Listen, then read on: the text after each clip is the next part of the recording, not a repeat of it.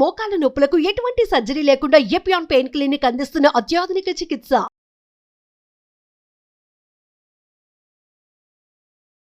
నమస్తే views. Beetroot, carrot చిన్నపిల్లల నుంచి పెద్దవాళ్ళ దాకా అందరికీ సజెస్ట్ చేస్తారు, డైలీ తీసుకోమని చెప్తారు. ప్రెగ్నెంట్ ఉమెన్కి అయితే ముఖ్యంగా చెప్తారు. కానీ డయాబెటిక్ పేషెంట్ మాత్రం దీన్ని పక్కన పెడుతున్నారు. దాంట్లో షుగర్స్ ఉంటాయి, షుగర్ లెవెల్స్ ఎక్కువ అవుతాయి తింటే అని. ఇది తీసుకోవచ్చా తీసుకోకూడదా? ఆల్రెడీ పక్కన పెడుతున్న వాళ్ళు చేస్తున్నది కరెక్టా కదా? ఇవన్నీ మనం డిస్కస్ చేద్దాం. డాక్టర్ జి కిరణ్ గారు, allopathy physician, diabetes counsellor and consultant, ఇవాళ మనతో ఉన్నారు. నమస్తే సార్. నమస్కారం అమ్మా. డయాబెటీస్ వాళ్ళు అంటే ఎవరు చెప్పారు? డాక్టర్స్ చెప్పారా, బుక్స్లో చదివారా, లేకపోతే యూట్యూబ్ చెప్పిందా, లేకపోతే గూగుల్ తల్లి చెప్పిందా తెలియదు, కానీ షుగర్స్ ఉంటాయి క్యారెట్ అండ్ బీట్రూట్లో, ఇది ఏ రూపంలోనూ మనం తీసుకోకూడదని పక్కన పెడుతున్నారు. How far this is correct? చాలా కష్టం అవుతుంది మా కొన్నిసార్లు. ఎందుకంటే బీట్రూట్లో చాలా anti inflammatory protective mechanism actions ఉంటాయి. మీరు బీట్రూట్ బెనిఫిట్స్ ఆఫ్ బీట్రూట్ అని కొడితే మీకే పెద్ద లిస్ట్ వస్తుంది. ఇప్పుడు బీట్రూట్ తినకపోతే ఆ బెనిఫిట్స్ అన్ని ఎలా వస్తాయి? నెక్స్ట్ క్యారెట్ కూడా, అందులో కూడా ఎన్నో బెనిఫిట్స్ ఉన్నాయి, ఇంక్లూడింగ్ మన కంటికి కావాల్సిన ముఖ్యమైన వైటమిన్ కూడా అందులో ఉంటుంది. ఇప్పుడు షుగర్ పెరుగుతుందని క్యారెట్ తినకుండా పక్కన పెట్టేస్తే మరి క్యారెట్ ద్వారా మనకు వచ్చే బెనిఫిట్స్ అసలు యాక్చువల్గా మా బాధ ఏంటంటే, మేము చెప్పేది షుగర్ని పక్కన పెట్టమంటాం. కాఫీల్లో ఇంకెక్కడ షుగర్ వేస్తారు కదా, మేము అది పక్కన పెట్టమని. షుగర్ రీప్లేసింగ్ అవి సార్, అవి షుగర్ రీప్లేసింగ్ కూడా మనం ఎంకరేజ్ చేయట్లేదండి. షుగర్ ఫ్రీ కానీ రకరకాల పేరులతో అందుబాటులో ఉన్నవి కూడా షుగర్ వద్దు, షుగర్ ఫ్రీ వద్దు, అలాగనే బెల్లం కూడా వద్దనే చెప్తున్నాం. సో ఇక్కడేమో ఎవరైతే బీట్రూట్, క్యారెట్ షుగర్ ఉన్న వాళ్ళు తీసుకోకూడదని పక్కన వాళ్ళకి సలహా ఇస్తున్నారో, వీళ్ళేమో టీ కాఫీలలో పంచదార బెల్లమో వేసేసుకొని తినేస్తూ షుగర్ లెవెల్స్ మావి కంట్రోల్లో అవ్వట్లేదని బాధపడుతూ, అటువైపు షుగర్ కంట్రోల్లో ఉన్న వ్యక్తి బీట్రూట్ తింటూ ఉంటే చూసి, అరే నువ్వు బీట్రూట్ తినకూడదుగా, నీకు షుగర్ ఉందిగా, నువ్వు క్యారెట్ తినకూడదుగా అంటే. సో కాబట్టి దయచేసి ఒకవేళ మీ షుగర్స్ ఎక్కువ ఉంటే మీరు డాక్టర్ని సంప్రదించి దానికి కావాల్సిన తగు వైద్యాన్ని పొంది ఫస్ట్ షుగర్స్ని కంట్రోల్లో పెట్టుకోండి. ఎప్పుడైతే మీ షుగర్స్ తిన్న తర్వాత కూడా 160, 150 లోపు ఉన్నాయో, ఇప్పుడు మీరు బీట్రూట్, క్యారెట్ మీకు కావాల్సిన మితమైన మోతాదులో హ్యాపీగా తీసుకోండి. మీరు పచ్చిది తురుముకొని తింటారా, సలాడ్ లాగా తింటారా, కట్ చేసుకొని తింటారా, లేదా ఉడకబెట్టింది కూర రూపంలో తింటారా, వాట్ ఎవర్ తినండి. మీ షుగర్స్ ఏమైనా 200 దాటుతున్నాయో చూసుకోండి. 200 దాటట్లేదు, షుగర్స్ ఆల్మోస్ట్ కంట్రోల్లోనే ఉన్నాయి, మీ హెచ్బిఎంసీ నార్మల్గానే ఉన్నాయి అనుకుంటే హ్యాపీగా ఎందుకు తీసుకోకూడదు?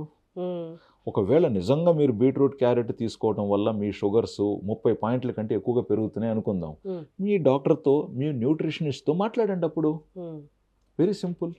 సో ఇంకొక పాయింట్, ఇప్పుడు నేను బీట్రూట్, క్యారెట్ తినొచ్చు, యాపిల్ తినొచ్చు అన్నాను. ఇప్పుడు షుగర్స్ అతనికి ఆల్రెడీ 300 తిన్న తర్వాత ఉన్నాయి అనుకుందాం. సో 300 ఉన్నప్పుడు దాన్ని 150కి తీసుకురావాల్సిన వైద్యాన్ని ఫస్ట్ పొందాలి. అది ట్యాబ్లెట్ కావచ్చు, ఇన్సులిన్ కావచ్చు, లేదా మీరు ప్రాపర్గా డైటింగ్తో కూడా తగ్గించుకునే ఛాన్సెస్ ఉంటే వెరీ హ్యాపీ. లేదా మీరు ఎక్సర్సైజ్తోనే హ్యాపీగా తగ్గించుకోగలిగితే ఒక 5-10 రోజులు చూసి తగ్గుతుందో లేదో చూడండి. బట్ ఇవన్నీ ట్రై చేసినా కూడా మీ షుగర్స్ ఇప్పుడు 300 నుంచి 250కి మాత్రమే వచ్చాయి. బట్ 250 నుంచి 150కి రావాలిగా, అప్పుడు దానికి మళ్ళీ వైద్యం అవసరమేగా. అది గైడ్లైన్స్ చెప్తున్నది.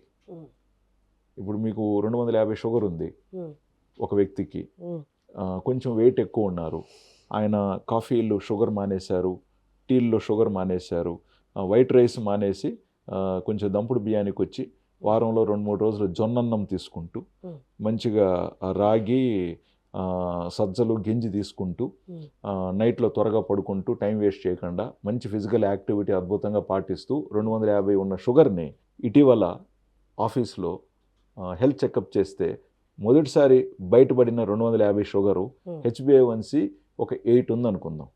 సో ఒక వారం 10 రోజులు ఇవన్నీ మీరు ట్రై చేశారు, మీ షుగర్ లెవెల్స్ 250 నుంచి 150 కనపడుతున్నాయి అనుకుందాం. సంతోషం. ఒకవేళ మీరు డాక్టర్ కన్సల్టేషన్కి వచ్చినా కూడా 250 షుగర్ మీకు సరదాగా 150కి వచ్చిందే, మరొక పని చేద్దాం, మాత్రలు వెయిట్ చేద్దాం, అవసరం లేదు ఇప్పుడు, మీరు ఇంకా పాటించండి, మీరు ఇంకా ఇందులో ఏదైనా మార్పులు అవసరం ఉంటే కూడా ఇలా చేయొచ్చు. ఒకసారి న్యూట్రిషనిస్ట్తో కూడా మనం కౌన్సిలింగ్ తీసుకుందాం. ఎక్సర్సైజ్ ఏ విధంగా చేస్తే మీ బాడీకి మంచిదో కూడా చూద్దాం. ఎందుకంటే అందరూ అన్ని ఎక్సర్సైజ్ చేయలేరు కదా. ఒకరికి మెడ నొప్పి ఉండొచ్చు, ఇంకొకరికి నడు నొప్పి ఉండొచ్చు, లేదా ఇంకొకరికి మోకాళ్ళ నొప్పి ఉండొచ్చు. సో వాటికి కాకుండా ఎలాగ ఎక్సర్సైజ్ అనేది కూడా ఇంపార్టెంటే ఉంటుంది. అవన్నీ పాటిస్తూ నెక్స్ట్ 2 months తర్వాత హెచ్బిఏవన్సీ 8 ఉండింది అనుకున్నాం కదా, అది 7కి వచ్చిందా 6.5కి వచ్చిందా చూద్దాం. ఇవన్నీ తగ్గినాయి అనుకోండి, సో డైట్ కౌన్సిలింగ్, ఎక్సర్సైజే మీ ట్రీట్మెంట్, అవే మీకు మందులు మాత్రలు. సపరేట్గా ట్యాబ్లెట్స్ రాసి ఇవ్వడం జరగదు. ప్రిస్క్రిప్షన్లో therapeutic lifestyle modification suggested recommended and to continue it అని చెప్పి రాసి ఉంటుంది. అంటే ఇంకా మాత్రలు ఉండవు. ఒకవేళ వైటమిన్ డి డెఫిషియన్సీ ఉంటే, లేదా విటమిన్ బి ఏదైనా డెఫిషియన్సీ ఉంటే, లేదా ఐరన్ డెఫిషియన్సీ ఉంటే, లేదా కాల్షియం డెఫిషియన్సీ ఉంటే వాటికి కూడా ఫుడ్ సప్లిమెంట్స్తో సెట్ అయితే సంతోషం. బట్ అవి కరెక్షన్ అవ్వకుండా ఉంటే అప్పుడు వీటికి సప్లిమెంట్స్ ఇవ్వడం జరుగుతుంది. ఆ సప్లిమెంట్స్ కూడా మంచి సప్లిమెంట్స్ వాడాలి, చాలా ఇంపార్టెంట్. సప్లిమెంట్స్ కూడా ఆర్గానిక్ టైప్ ఉన్నాయా, సింథటిక్ టైప్ ఉన్నాయా అనేది కూడా మనకు తెలియట్లేదు ఇవాళ రేపు. సో దయచేసి అవి పద్ధతి అయినటివి వాడాలి. Thank you so much sir.